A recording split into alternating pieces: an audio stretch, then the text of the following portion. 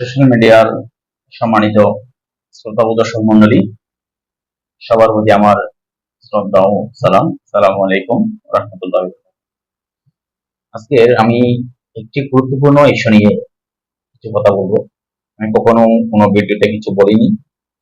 আজকে মনে হলো যে এই বিষয়টা নিয়ে একটু বলা দরকার। সেটা হচ্ছে বাংলাদেশের যে মোস্ট ইম্পর্টেন্ট একটা ইস্যু, সেটা হচ্ছে এখন বর্তমানে কোটা ইস্যু। এই ইস্যুটা নিয়ে একটু আমি কথা বলবো। আপনারা দয়া করে ধৈর্য সহকারে কথাগুলো একটু শুনবেন এবং শুনে যদি ভালো লাগে, যে কাঙ্ক্ষিত ব্যক্তিদের কাছে পৌঁছানো দরকার সেই কাঙ্ক্ষিত ব্যক্তিদের কাছে যাতে পৌঁছায় সেইভাবে আপনারা শেয়ার করবেন। কারণ এখন বাংলাদেশকে দেখা যাচ্ছে, এখানে আমরা উপর একটা যেমন দেখতে পাই একটা পিঁপড়ার বাসা, দেখতে উপরে কিন্তু একদম পিঁপড়া, ভিতরে পিঁপড়ার যে বাসা এটা আপনি দেখবেন যে একেবারে ঝাঁঝরা। যেমন আমরা এই কিভাবে বলতে পারি, যেমন মধু যে আমরা আহরণ করি, মৌমাছির যে মৌচাক থাকে বাইরে দেখতে একদম আবরণটা একদম শক্ত, ভিতরে কিন্তু ফাঁকা মুক্ত, মধু শেষে ওখানে যা থাকে সেটা একদম ফাঁকা মুক্ত। সেম ভাবে আমাদের বাংলাদেশের এখন অবস্থা হচ্ছে, আমরা বাইরে দেখতে পাচ্ছি একদম ফিটফাট, কিন্তু ভিতরে এত ভারী অবস্থা হয়েছে যেটা বলার মতো না। আসলে এখন এটা আস্তে আস্তে উন্মোচন হয়ে যাচ্ছে, সম্পূর্ণটা এখন উন্মোচন হচ্ছে এবং একটা তীব্র আমরা এখন উপলব্ধি করতে পারছি। যেমন এখন যে এই কোটা নিয়ে যে ইস্যু, সেটা হচ্ছে আমাদের প্রত্যেকটা চাকরির ক্ষেত্রে দেখা যাচ্ছে প্রায় 60% উপরে মোটামুটি কোটা, এটা আশেপাশে আছে কম বা বেশি। তো এই কোটা আসলে কাদের জন্য দরকার? আমি প্রথমে একটু বলবো যে আমাদের বাংলাদেশে তিনটা শ্রেণী বিদ্যমান, একটা হচ্ছে উচ্চবিত্ত, একটা মধ্যবিত্ত, একটা হচ্ছে নিম্নবিত্ত। এবং উচ্চবিত্তের মধ্যে কারা আছে? উচ্চবিত্তের মধ্যে যারা আছে, যারা হচ্ছে বড় বড় ব্যবসায়ী, বড় বড় সরকারি কর্মকর্তা যারা আছেন তারা, এবং জনপ্রতিনিধি যারা আছেন, বিশেষ করে তারাই হচ্ছে মূলত উচ্চবিত্ত। এবং কিছু কিছু মুক্তিযোদ্ধা পরিবার কিন্তু উচ্চবিত্তের মধ্যে আছে। এবং আরেকটা হচ্ছে মধ্যবিত্ত। এই মধ্যবিত্তের মধ্যে কিছু কিছু মুক্তিযোদ্ধা আছে এবং তারাও কিন্তু উচ্চ মধ্যবিত্তের পর্যায়ে, নিম্ন মধ্যবিত্তে নেই। তাহলে এই মধ্যবিত্তের মধ্যে কিছু কৃষক আছে যারা মোটামুটি ভালো স্বাস্থ্য, এবং বেসরকারি কর্মকর্তা এবং ছোটখাটো সরকারি কর্মকর্তারা, এরা হচ্ছে মধ্যবিত্তের মধ্যে। এবং যারা নিম্নবিত্তের মধ্যে আছে তারা হচ্ছে হয়তো দিনমজুর, কুলি এবং ভ্যান চালক, এই রিক্সা চালক, ছোটখাটো দোকানদার, এগুলো হচ্ছে নিম্নবিত্তের মধ্যে এর পর্যায়ে পড়ে। তাহলে এখন আমরা একটু দেখি এই তিন স্তরের মধ্যে যে তাদের যে সন্তানরা একটা পড়ালেখার একটু যে বিষয়টা একটু নিয়ে আলোচনা করি। সেটা হচ্ছে যেমন আমরা দেখি যে কোনো একটা সন্তান, সে যদি নিম্নবিত্ত পরিবারের থেকে বড় হয়, তখন তার মা বাবা তাকে খুব কষ্ট করে, নিজে না খেয়ে নিজে না পড়ে সন্তানকে লালন পালন করে, এবং একটা আশা থাকে যে আমার যে সন্তান একদিন বড় হবে, একটা ভালো একটা জব করবে, আমাদেরকে ভালো মতো খাওয়াবে। এখন এই স্বপ্নটা সেম ভাবে মধ্যবিত্ত ফ্যামিলিও দেখে। তারাও তাদের সর্বোচ্চ রেখে, তারা নিজে না পড়ে নিজে না খেয়ে নিজের চাহিদা কম রেখে সন্তানের চাহিদাকে প্রাধান্য দিয়ে তারা কিন্তু সর্বোচ্চটা দিয়ে সন্তানকে পড়ালেখা করে। এবং তাদেরও একটা ইচ্ছে থাকে যে বড় হয়ে ভালো কিছু একটা করবে। পড়ালেখা কিন্তু উচ্চবিত্তরাও করায়, তাদেরও আবার ওইটা থাকে না যে বড় হয়ে এটা করবে ওইটা করবে, এটা তেমন থাকে, কারণ তাদের সম্পদের অভাব নেই। এখন নিম্নবিত্ততে যে স্টুডেন্ট গুলো পড়ালেখা করে, তারা একটা পর্যায়ে দেখা যায়, যেমন মাধ্যমিক লেভেল, তারা এসএসসি পরীক্ষা দেওয়ার পরে তাদের মধ্যে একটা টেনশন ঢুকে যায়। তারা দেখে যে আমার মা বাবা আমাকে পড়ালেখা এত কষ্ট করে পড়ালেখা করাইছে এই পর্যন্ত, এখন আমি কিভাবে আমার মা বাবার মুখ উজ্জ্বল করতে পারি। মা বাবা যখন শুনে যে তার প্রতিবেশীতে তার এই সন্তানের সমপরিমাণ সমবয়সী ছেলে বিদেশে গিয়ে বা কোনো কোনো জায়গায় পড়ালেখা না করে কোনো একটা কাজে কর্মরত হইয়ে মা বাবাকে ভালো মতো খাওয়াচ্ছে, মা বাবা ভালো মতো দেখাচ্ছে, ঘর বেঁধে দিচ্ছে, ঘর গাড়ি বাড়ি করতেছে। বিশেষ করে যারা বাইরে যাচ্ছে তারা কিন্তু অল্প বয়সে কিন্তু একটা স্কোপ থাকে, তারা কিন্তু করতেছে অনেকেই। তো এটা যখন তারা মা বাবা দেখে, তাদের মধ্যে একটা আফসোস থাকে যে আমার সন্তান কখন এগুলো না আমাকে আমাদেরকে সুখ দিবে। তো তার মধ্যে তখন থেকেই মাধ্যমিক লেভেলটা পার হওয়ার পর থেকে তার মধ্যে একটা চিন্তা ঢুকে যায়, যে খুবই এটা বলতে গেলে তীব্রভাবে চিন্তাটা ঢুকে যায় যে আমি আমার মা বাবাকে কখন এইভাবে সুখ দিতে পারবো। কখন বলতে পারবো যে মা বাবাকে যে আজকে থেকে আপনাদের আর কাজ করতে হবে না, আমি ইনশাল্লাহ আজকে থেকে আপনাদেরকে যা লাগে সব দিতে পারবো। তখন তার মধ্যে একটা টেন্ডেন্সি ঢুকে যায়। তখন থেকে কিন্তু তার পড়ালেখা যে গতিটা আস্তে আস্তে কমতে শুরু করে, বাধা আসতে শুরু করে। তখন এই বাধাগুলা কাটিয়ে উঠতে তার যে কত পরিশ্রম করতে, কত বাধা যে পার করতে হয়, কত পাহাড় পর্বত যে পার করতে হয়, সেটা সেই জানে। একজন নিম্নবিত্ত বা মধ্যবিত্ত ফ্যামিলির ছেলে বা মেয়েই জানে। কারণ বিশেষ করে এসএসসি কিংবা এইচএসসি পার করার পরেই মা বাবা আশা করে যে আমার ছেলে এখন আমাকে কিছু ইনকাম করে হওয়াতে পারবে সম্ভবত। কারণ মা বাবারও তো আর এখন বয়স আর কুলাচ্ছে না, শক্তি আর কুলাচ্ছে না, তারা তো আর পারতেছে না। তারা তো আর উচ্চবিত্তের মতো কোটি কোটি টাকা নাই যে তারা খরচ করবে, বসে বসে খাবে। তাদের মানে শক্তি যতক্ষণ, শ্রম যতক্ষণ দিতে পারে ততক্ষণে তারা খাইতে পারে। তো মা বাবার একটা ইচ্ছে থাকে যে মাধ্যমিক লেভেল পার হয়ে কিংবা উচ্চ মাধ্যমিক লেভেল পার হয়ে আমার সন্তান হয়তো আমাকে কিছু খাওয়াতে পারবে। বিশেষ করে এটা থাকে যে নিম্নবিত্ত বা নিম্ন মধ্যবিত্তের ক্ষেত্রে। উচ্চ মধ্যবিত্তের যারা আছে তারা মানে সরকারি বেসরকারি চাকরি টাকরি করে, তারা কিন্তু ছেলেদেরকে চাপটা দেয় না। তারা বলে যে তুমি পড়ালেখা শেষ করো, তারপর তুমি একটা কিছু করবে, সেই আশা কিন্তু তাদের থাকে। কিন্তু যারা নিম্ন মধ্যবিত্ত এবং নিম্নবিত্ত তাদের মধ্যে যেটা থাকে সেটা হচ্ছে উচ্চ মাধ্যমিকের পরেই কিন্তু তাদের একটা আশা থাকে যে আমার সন্তান আমাকে এটা করে দিবে, এটা করে দিবে, একটা সুখের কিন্তু আশা তারা করে। কিন্তু সেই ছেলেটা বা সেই মেয়েটা যখন তার উচ্চ মাধ্যমিক লেভেলটা পার করে, যখন ইউনিভার্সিটি লেভেলে সে উঠে, তখন সে না পারে পরিবারকে সাথে, না পারে পড়ালেখার সাথে। তখন তাকে দুইটা থেকেই তাকে মেনটেন করে চলতে হবে। তখন সে কতটা ডিপ্রেশনে থাকে সেটা শুধুমাত্র সেই ছেলে বা মেয়েটাই জানে, যারা উচ্চবিত্ত বা নিম্নবিত্ত বা মধ্যবিত্ত ফ্যামিলি থেকে উঠে আসে।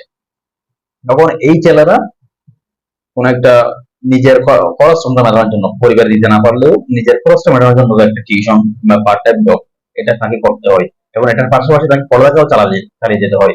কিন্তু উচ্চবিত্তে যারা আছে এবং উচ্চ মধ্যবিত্তে যারা আছে তারা কিন্তু এটা করতে হয় না। তারা কিন্তু বাবার কাছ থেকে, মার কাছ থেকে ফ্যামিলি দেখিয়ে নেই, তারা খরচা করতে পারে। এখন আমার কথা হচ্ছে যে যে মুক্তিযোদ্ধা কোটা, এই মুক্তিযোদ্ধা কোন শ্রেণীতে আছে? নিম্নবিত্ত নাকি মধ্যবিত্ত নাকি উচ্চবিত্ত? মূলত আমার চোখের মধ্যে আমি যা দেখছি এই পর্যন্ত, যারা মুক্তিযোদ্ধা ফ্যামিলি তারা হচ্ছে ম্যাক্সিমামই উচ্চবিত্ত এবং উচ্চ মধ্যবিত্ত। মধ্যবিত্ত এবং নিম্নবিত্ত নাই বললেই চলে। তাহলে এখন এই ছেলে মেয়েরা যখন পড়ালেখা শেষ করে, যারা উচ্চবিত্ত এবং উচ্চ মধ্যবিত্ত যারা আছে, তাদের কিন্তু একটা স্কোপ থাকে যে তারা যদি চাকরি নাও পায় অথবা চাকরি করার ইচ্ছে নাও থাকে, সে বাইরে যেতে পারবে। 20 লক্ষ টাকা, 30 লক্ষ টাকা কিংবা 10 লক্ষ 15 লাখ টাকা খরচ করে সে যেতে পারবে, কিংবা চাইলে সে একটা ব্যবসা বাণিজ্য করতে পারবে। কিন্তু যে মধ্যবিত্ত এবং নিম্নবিত্ত ফ্যামিলি থেকে বড় হয়ে আসে, আর এমন কোনো স্কোপ নাই, তার কোনো এমন মামা খালু নাই যে সে মামা খালুর কাছ থেকে 10 লক্ষ টাকা 15 লক্ষ টাকা নিয়ে বাইরে চলে যাবে এই উচ্চশিক্ষার জন্য কিংবা কর্মস্থলের জন্য অথবা একটা ব্যবসা করার জন্য। আর কিন্তু সেই স্কোপটা থাকে না, তার একটা ইচ্ছে থাকে এবং তার ফ্যামিলি একটা ইচ্ছে থাকে যে আমার ছেলে পড়ালেখা শেষ করে একটা ভালো মানের একটা চাকরি করবে, সরকারি বড় একটা পোস্টে চাকরি করবে। কিন্তু ওই উচ্চবিত্ত এবং উচ্চ মধ্যবিত্ত যারা আছে তাদের কিন্তু এই স্কোপ থাকে যে তারা কিন্তু বাইরে যেতে পারবে, তাদের কারণ টাকা আছে এবং তারা চাইলে ব্যবসা করতে পারে। এখন আমার কথা হচ্ছে যে এখন এই কোটাটা কাদের জন্য দরকার আসলে? এখন আমরা দিচ্ছি কাদেরকে? এই কোটা দরকার আসলে প্রকৃতপক্ষে নিম্নবিত্ত এবং মধ্যবিত্তের জন্য। এখন এই কোটা যদি উচ্চবিত্ত এবং উচ্চ মধ্যবিত্ত ফ্যামিলিতে পায়, বিশেষ করে যারা মুক্তিযুদ্ধ ফ্যামিলি আছে, তাহলে এখন ওই নিম্নবিত্ত এবং মধ্যবিত্ত থেকে উঠে আসা ছেলে মেয়েগুলা তারা আসলে কি করবে আপনারা নিজেরাই বলুন। যে ছেলেটা উচ্চ মাধ্যমিক পার হয়ে তার পড়ালেখা প্লাস তার টিউশন কিংবা পার্ট টাইম জব দুইটাই তাকে মেনটেন করে চলতে হচ্ছে, তাহলে তার পড়ালেখার সে সময় বেশি দিতে পারতেছে নাকি উচ্চবিত্ত বা উচ্চ মধ্যবিত্ত যারা আছে তাদের কোনো এই চলাফেরা নিয়ে কিংবা খরচ নিয়ে কোনো টেনশন করতে হয় না, তুমি দেখে সব কিছু দিচ্ছে, নাকি বেশি পড়াশোনা, সে পড়াশোনার সময় বেশি পাচ্ছে? অবশ্যই উচ্চবিত্ত বা উচ্চ মধ্যবিত্ত ফ্যামিলির ছেলেরা কিন্তু পাচ্ছে, সবচেয়ে বেশি পড়ালেখা করার সুযোগ পাচ্ছে। তাহলে ওটা কাদের জন্য? ওটা হচ্ছে যে সময় কম পাচ্ছে, যে নিজেকে টিকিয়ে রাখার জন্য যুদ্ধ করতেছে, পড়ালেখাটা টিকিয়ে রাখার জন্য যুদ্ধ করছে, দিন দিন যুদ্ধ করে, নাকি এমন এমন স্টুডেন্ট আছে একটা টিউশন পাচ্ছে না, তাকে না খেয়ে এই পড়ালেখা চালিয়ে যেতে হচ্ছে। আমি আমার চোখে দেখছি, অনেক আছে এরকম। না খেয়ে থাকতেছে 2 বেলা 3 বেলার মধ্যে 2 বেলা খেয়ে 1 বেলা না খেয়ে থাকতেছে। একটা টিউশন পাইলে ওই টিউশনটা মেনটেন করে আস্তে আস্তে তার পড়ালেখা চালিয়ে যায় সে। তাহলে তাকে কতগুলো টেনশনের মধ্যে দিয়ে যাচ্ছে হচ্ছে দেখতে দেখেন।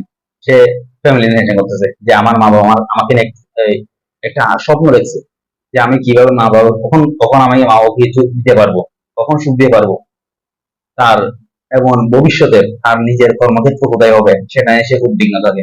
কিন্তু সেই চিন্তাটা ওই উচ্চবিত্ত ফ্যামিলির সন্তানদের কিন্তু করতে হয় না।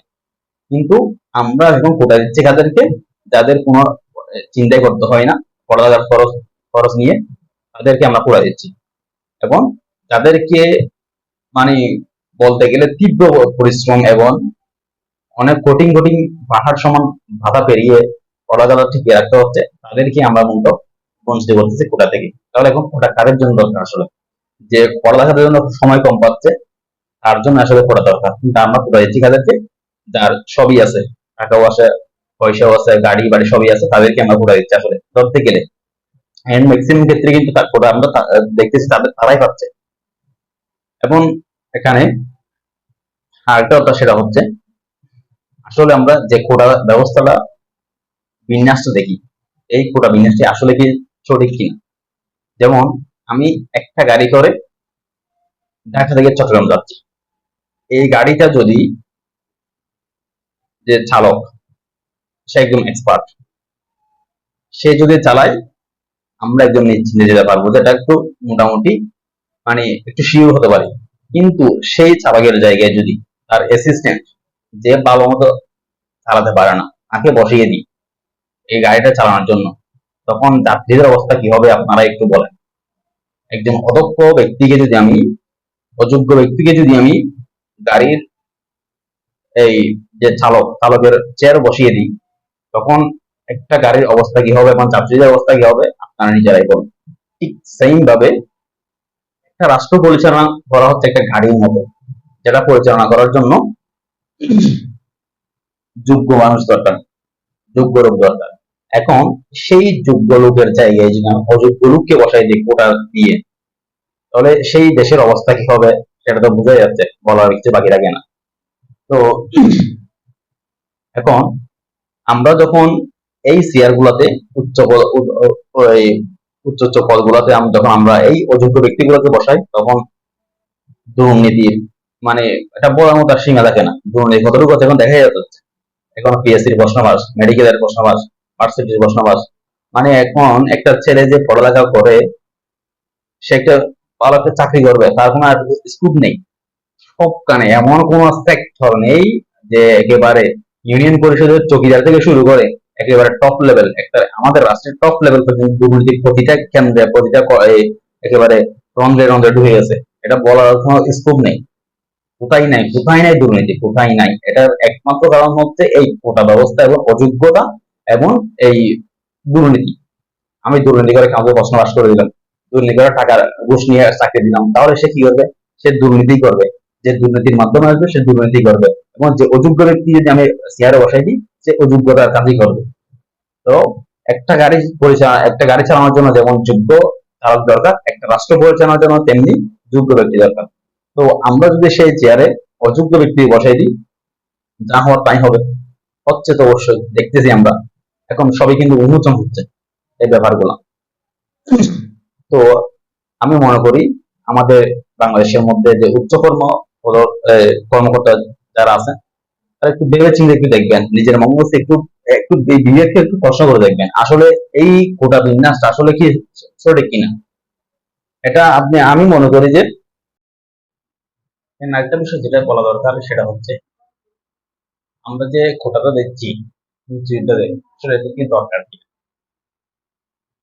কোন একটা দেশ পরিচালনা করার জন্য অযোগ্য কোনো ব্যক্তিকে বসানো আসলে কোনোভাবেই উচিত নয়। এটা আপনারা একটু নিজের বিবেককে প্রশ্ন করে দেখবেন।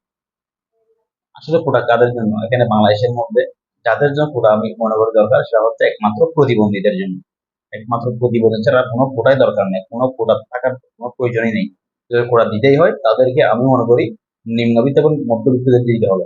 কারণ তারা যে পরিশ্রমটা করে, যে স্ট্রাগলটা করে, তারা তাদের পড়ালেখাটা এই লেগে থাকে, পড়ালেখায় লেগে থাকে এবং পড়ালেখাটা তাদের ছাড়িয়ে যাওয়ার জন্য চেষ্টা করে, সংগ্রাম করে। সেই সংগ্রাম তারা কেউ করে না, এবং তাদেরকে মূলত কোটাটা দেওয়া দরকার। তারা কতটা পরিশ্রম করে সেটা দেখতে আপনি বুঝতে পারবেন, যে সে দুই একটা টিউশন করাই, টিউশন করে নিজেকে চলতে হয়, নিজের পড়ালেখার খরচ মেনটেন করতে হয়। সাথে সাথে মাঝে মধ্যে এমন স্টুডেন্ট আছে আবার বাড়িতেও পাঠাই এবং তার পড়ালেখাটা সে চালিয়ে যায়। মানে তার চোখে ঘুম নেই বললেই চলে।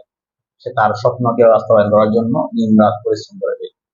আর সেই ছেলে যখন চাকরির ক্ষেত্রে গিয়ে দেখে বা ইউনিভার্সিটি ভর্তির ক্ষেত্রেও গিয়ে দেখে যে সে পাস হয়েছে ঠিকই, কিন্তু ওই কোটার কারণে তার সিরিয়াল দূরে চলে গেছে, তখন তার স্বপ্নটা, এতদিন ধরে সে লালন পালন করার স্বপ্নটা কিভাবে ভেঙে চুরমার হবে তারা নিজেরা ভেবে দেখে। আর একটা কথা সেটা হচ্ছে, আমাদের বাংলাদেশ হচ্ছে কৃষি নির্ভর দেশ। তাহলে এখানে প্রকৃতপক্ষে আমাদের অর্থনীতি নির্ভর করে কিসের উপর? কৃষকদের উপর। তাহলে সবচেয়ে প্রধান কাজে কৃষকদের। তাহলে এখানে আমি তো মনে করি কৃষকদের সব প্রত্যেকটা কৃষক পরিবারের ছেলে মেয়েকে তাদের কোটা দেওয়া দরকার। কারণ আমাদের বাংলাদেশের অর্থনীতি কিসের উপর ভিত্তি করে? কৃষির উপর ভিত্তি করে। সেহেতু এই কৃষকদের ছেলেদেরকে অবশ্যই কোটা দিতে হবে, যদি আপনার কোটা দিতে চান। কারণ এখন দেখা যাচ্ছে যে যারা উচ্চবিত্ত বা উচ্চ মধ্যবিত্তের ফ্যামিলিতে আছে, তারাই কিন্তু কোটাটা পাচ্ছে। মানে যারা সচ্ছল তারাই সচ্ছল, যারা গরিব তারা গরিবই দেখা যাচ্ছে, যে কৃষকের ছেলে কৃষকই থাকবে, কুলির ছেলে কুলি থাকবে, দিন মজুরের ছেলে দিন মজুরি হবে। এখানে এই কোটা ব্যবস্থার কথা হচ্ছে মূলত এটাই, যে কুলির ছেলে কুলি থাকবে, কৃষকের ছেলে কৃষক থাকবে। এখানে এই স্কোপটা দেওয়া হচ্ছে না যে একদম কৃষকের ছেলে মেধাবী হইয়ে সে পড়ালেখা করে, কষ্ট করে, পরিশ্রম করে নিজেকে একজন সফল ব্যক্তি হিসেবে বড় একটা কোনো একটা পদের মধ্যে যেতে পারবে, সেই স্কোপটা কিন্তু দেওয়া হচ্ছে না। কোন দিকে যাবে? একদিকে কোটা, আরেকদিকে প্রশ্ন মাস, আরেকদিকে দুর্নীতি। তার কাছে নাই কোনো মামা খালু প্রশ্ন মাস, প্রশ্ন দেওয়ার জন্য, নাই কোনো মুক্তিযুদ্ধ কোটা, নাই কোনো তার এই টাকা পয়সা, যে টাকা পয়সা দিয়ে সে ঘুষ দিয়ে চাকরি দিবে, তাহলে সে যাবে কোন দিকে? এখন এক পর্যায়ে দেখা যাবে বাংলাদেশ এমন অবস্থায় যাবে যেটা আসলে বলার মতো না। এটা আসলে মুখ দিয়ে আসতেছে না কি কি অবস্থাটা হবে। মানে এখন মেধাবীরা, যে প্রকৃতপক্ষে যারা মেধাবী স্টুডেন্ট, তারা কিন্তু বাইরে চলে যাচ্ছে, বিভিন্ন কর্মক্ষেত্রে কিন্তু তারা চলে যাচ্ছে। এখন তারাই আছে পড়ালেখার এখন দ্বারে প্রান্তে, বিশেষ করে এখন একেবারেই কমে যাচ্ছে। তারা মানে প্রকৃতপক্ষে মেধাবী তারা কিন্তু একেবারেই কমে যাচ্ছে। এবং অনেক অনেক স্টুডেন্ট আছে, আমি আমার চোখে অনেক দেখছি, যে এইচএসসি পাস হয়ে কিংবা ইউনিভার্সিটি লেভেল থেকে তারা বাইরে চলে যাচ্ছে কর্মক্ষেত্রের জন্য, কিংবা অন্য একটা সেক্টরে লেগে যাচ্ছে। তারা কিন্তু আর পড়ালেখা কন্টিনিউ করতে পারতেছে না, কারণ তাদের আর্থিক অবস্থা এবং তাদের যে অনিশ্চিত ভবিষ্যৎ, তারা সেটা আর মেনে নিতে পারতেছে না। কিন্তু যারা কোটাদারি, যাদের মাথালো আছে, যাদের টাকা পয়সা আছে, তারা কিন্তু লেগে আছে, এবং তারা লেগে গিয়ে এক পর্যায়ে চাকরিও পায়। এবং তারা কি করে? তারা দুর্নীতির মাধ্যমে আসছে এবং দুর্নীতি করবে, এবং দেশ, এবং এদের কাছ থেকে দেশ কি আশা করে সেটা আপনারা ভালোই জানেন, আমি আর কিছু বলছি না। তো বেশি কিছু বলে যাচ্ছি না। অবশ্যই যারা আপনারা উচ্চ কর্মকর্তা আছেন, আপনারা একটু ভেবে দেখবেন আসলে এই বিষয় নিয়ে কথা বলা আসলে দরকার কিনা। এই কোটা ব্যবস্থাটা কতটুকু যুক্তিসঙ্গত একটা রাষ্ট্র পরিচালনার জন্য, কতটুকু যুক্তিসঙ্গত, যেখানে একটা রাষ্ট্র নির্ভর করবে এই কর্মকর্তাদের উপর। একটা রাষ্ট্র নির্ভর করবে এই কর্মকর্তাদের উপর, আর সেই কর্মকর্তা যদি অযোগ্য হয়, রাষ্ট্রের কি অবস্থা হবে সেটা আপনারা নিজেরাই জানেন।